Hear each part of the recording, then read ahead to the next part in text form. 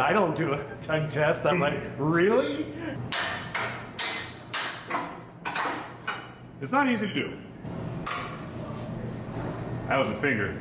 So that's a myth that you need to load your fifth wheel trailer. I'm Tom. And I'm Cheri. And we're EnjoyTheJourney.Life.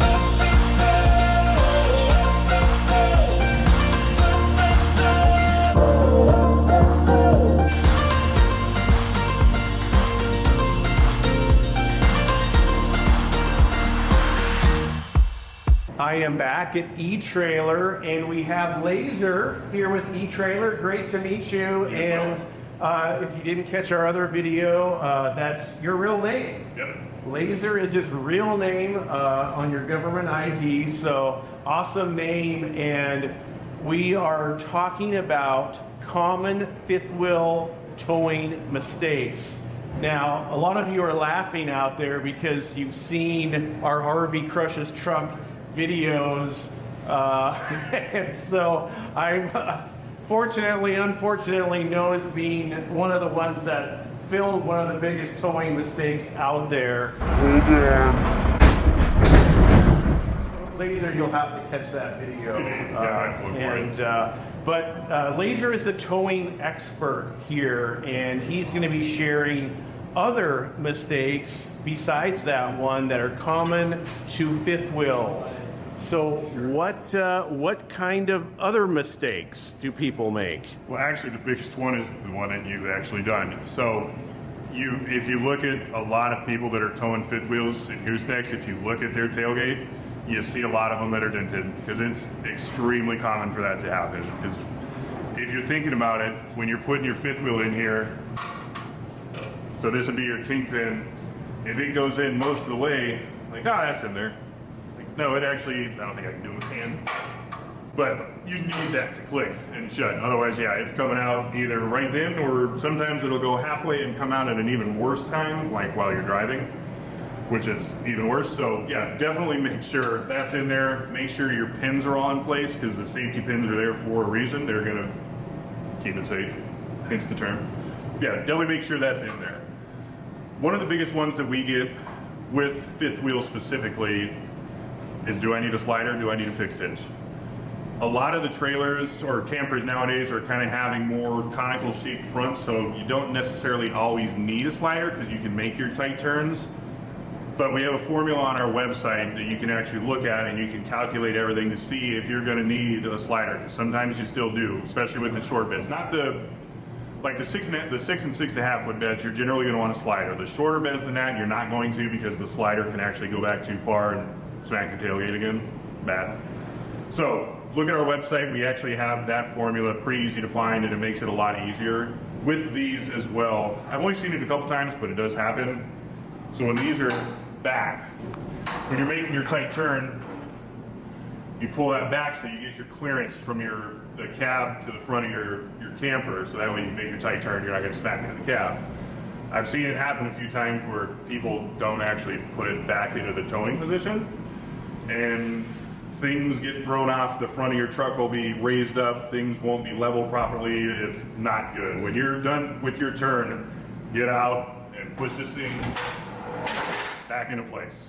It has to be in the towing position when you're towing, or bad things can happen. This is a little bit easier because it typically doesn't lock when you're in your turning position. So when you're done with your turn, you can just back your truck up and you'll feel it locking. It'll hit a pretty good chunk when you go back into your towing position. Like with this Kurt here, it does lock in your turning position. So you have to get out, make sure it's open again, and then back up so you're back in your towing position. So BMW is a little bit easier with that. We have a whole series of expert videos coming out with E-Trailer, so make sure you smash that subscribe button so you catch all of our videos. Another one with fifth wheel towing is, again, loading. Make sure you're still loading front heavy. You don't want to load back heavy on that because it'll still pull up on the front. You can get, there's not a weight distribution system for fifth wheels, so loading is actually a little bit more important with that. So you want to make sure you're evenly loaded, a little front heavy, not too much on one side or the other, because it can cause you sway issues. And when you're getting sway issues in fifth wheel, you'll really feel it in your truck, because it's going to move you around, because generally those are pretty heavy. So that's a myth that you need to load your fifth wheel trailer more in the back. Like I have a toy hauler, big toy hauler, and you think, well, I want to reduce the weight on my Tell me hitch, about it, yeah. right? So I want to throw a lot of stuff in the garage, and so that's a myth. Yeah, it definitely is. It's a pretty common one. Yeah, it's one that I don't know how it started, to be honest, but it's been perpetuated and people do that, and it's much better to be somewhat more front heavy than back heavy because it's gonna give you a lot easier towing experience. What would you say for people that do that for concerns with weight on their truck? Maybe they're kind of towing the line on their truck being big enough. I understand where that part comes from. However, if you're loading up that heavy, you probably shouldn't be loading that heavy on the truck anyway. These hitches, especially fifth wheels, like even like kind of lesser expensive options, they're going to handle more than your truck probably can. Yes, you can upgrade your suspension a little bit. It's never going to increase your towing capacity, but it can help with the ride if you're having ride issues, if you're starting to get in the front end, picking up a lot and a lot of sag in the back. Upgrade your suspension, still load a little front heavy on your trailer, perfectly fine. And we have a lot of different products for suspension upgrades. We got just kind of real simple jounce ones that'll be set it and forget it. We've got airbags that you can adjust to, if you're gonna be pulling different weighted trailers, you can adjust it however you want. We've got a couple that are kind of basically they add on to your springs and you can adjust it to where you want it. It's another kind of set it and forget it, but it's fairly easily adjustable if you ever need to. It's the road active system. We're actually starting to get a lot of those people interested in them because they are very easy setup. They're relatively inexpensive as well, and they do a good job. Do you have a favorite hitch with all of the choices that you carry? Definitely do. So my favorites are the B&W products. They're extremely well made. They're made in America, which is also nice. Everything is easy to use. Case in point. So this is your jaw system here. It's generally somewhat difficult to latch or to unlatch. That was a finger. And it's not just that, like even like the slider system here, finger. Trucks nowadays are getting taller. Sorry, that was loud. Are getting taller. I'm 6'5", so I don't really have an issue reaching over a bed to grab something. Most people are not 6'5". So when you go to move something like this curt, like this, level. It's not easy to do. Now, if you're trying to reach over a truck bed and try to do that, it's not an easy thing to do to get that out because you have to take it out, turn it, and then you can move it. It's not an easy thing to do. I think this is obviously more expensive because it is better made in my opinion. I think it's worth it. It's just a better product all around than pretty much everything else. Now, that being said, the Dimco auto slides for the sliding options, they're a little bit more expensive. They're also American made, which I like. You don't have to do anything to turn. So instead of coming out here when it's raining and having to do that to slide your hitch back, once your head turns to a certain point on the auto slide, it'll automatically slide back with the trailer. And then when you're done, it'll straighten out and slide back. Extremely nice system. They're generally not in everyone's price range, but if you're gonna be like a full-time tower, great option. And it arguably is the best option if you're gonna be a full-time tower. This would probably be number 2. Generally, full-time towers do use these. It's more the people that are going to be towing a lot, just not all the time. If you're a beginning tower and you're not going to be doing it very often, go with the lesser expensive option as long as you can work it. I like B&W though. Yeah, I have the B&W Companion and love that. Yeah. After my unfortunate crushes truck, I upgraded the truck and upgraded the hitch. Oh, what hitch did you have before? Wow, Husky. Husky, okay. They do make good products. They're a little bit more along Curt. They're kind of in between Curt and B&W, I would say. They're good hitches, don't get me wrong. They're good. I believe they might actually be American made. Don't quote me on that. They might not be. But they make sturdy products, but they are a little bit more along with the Curt where it's a little bit more difficult to use than like a B&W or the Dimco auto slide. They do work though. Yeah, my issue with that hitch is I just didn't understand it. You know, Yeah. It was a little, I would say, difficult to use, but being brand new fifth wheel to me, used fifth wheel to me, and then used hitch, and having to move it the first time, and it's like, yeah. Just didn't catch that last step It happens. of locking Happens a lot. it in and putting the pin in the right spot. Yeah. So, any other fifth wheel mistakes? Fifth wheels, there's not as much to them when you're hitching. So it's a little bit more simple. You just want to make sure everything is secure. Make sure you have the right weight capacities, because with these, as opposed to weight distribution systems, bigger can be better. So if you've got an overrated, say if you got like the A20 here is rated to 20,000 pounds. If you've got a 15,000 pound trailer, no issue.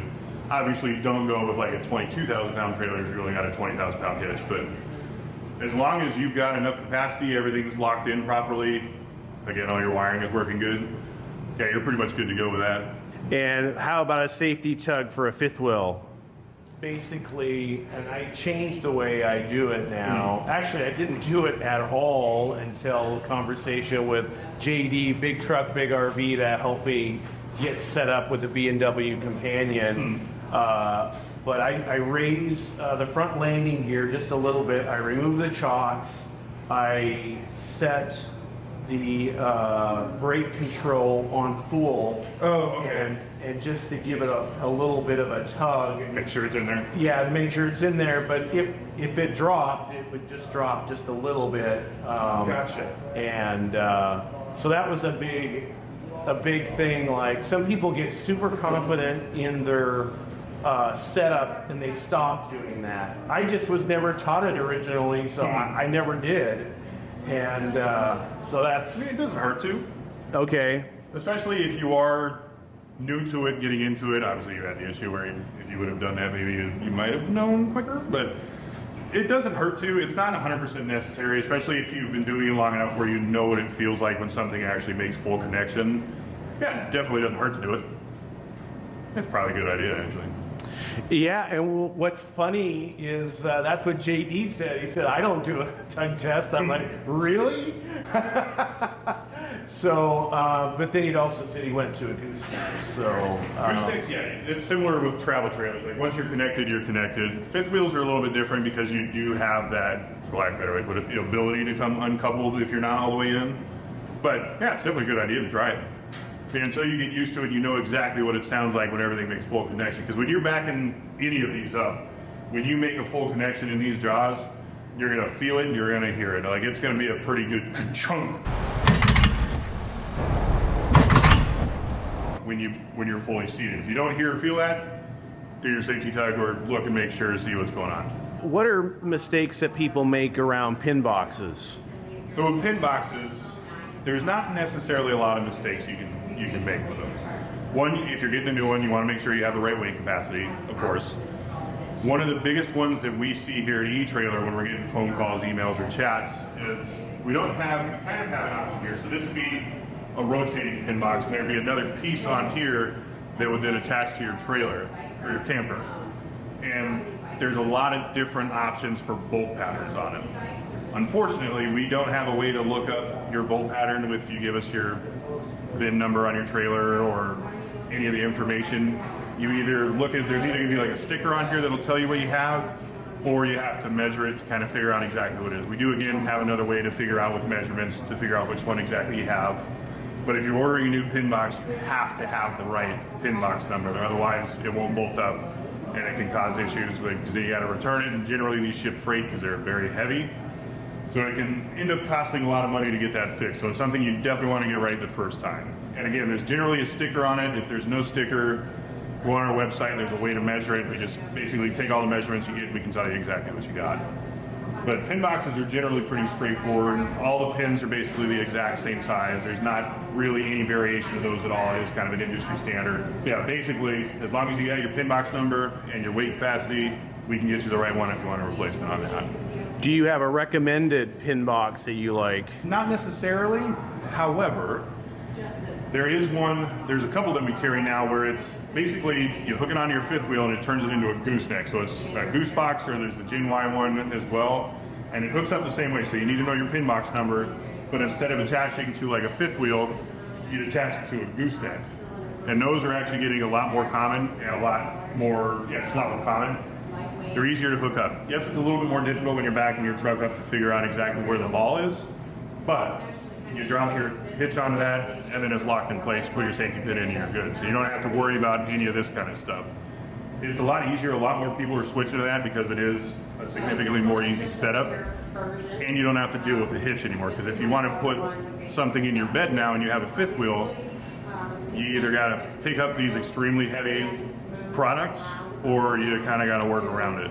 With Gooseneck, all you got to do is take the ball out and you got an open bed. So Goosenecks are getting a lot more common for fifth wheel conversions.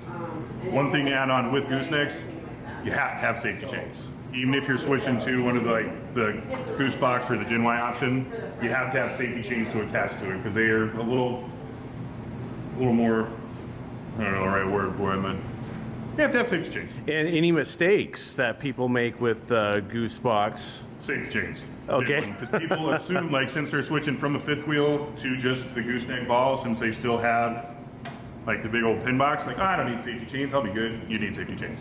They're Okay. there for a reason. So if that ever does, like if you forget to lash it or something, if it ever comes off, and if you don't have safety chains on there, you have completely destroyed your truck and camper most likely. So you don't have to cross the chains on a gooseneck, but you definitely want safety chains.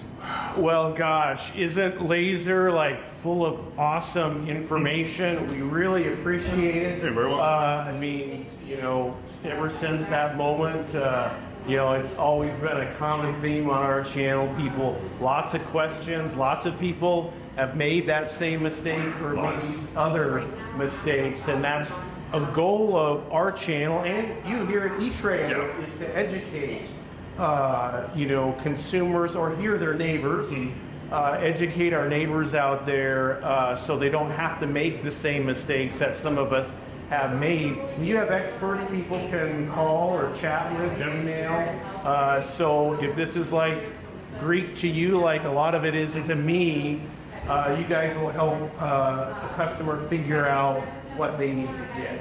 Absolutely. So- And what they need, not what they necessarily want, but what they actually need. Right, because you can buy too much of a product when you Absolutely. don't need to, and it'd be, you guys can actually save people money Yeah, by getting the absolutely. right product and being safe, which is the #1 goal. Agreed. And so to catch more of our videos like this one, you can click right over here.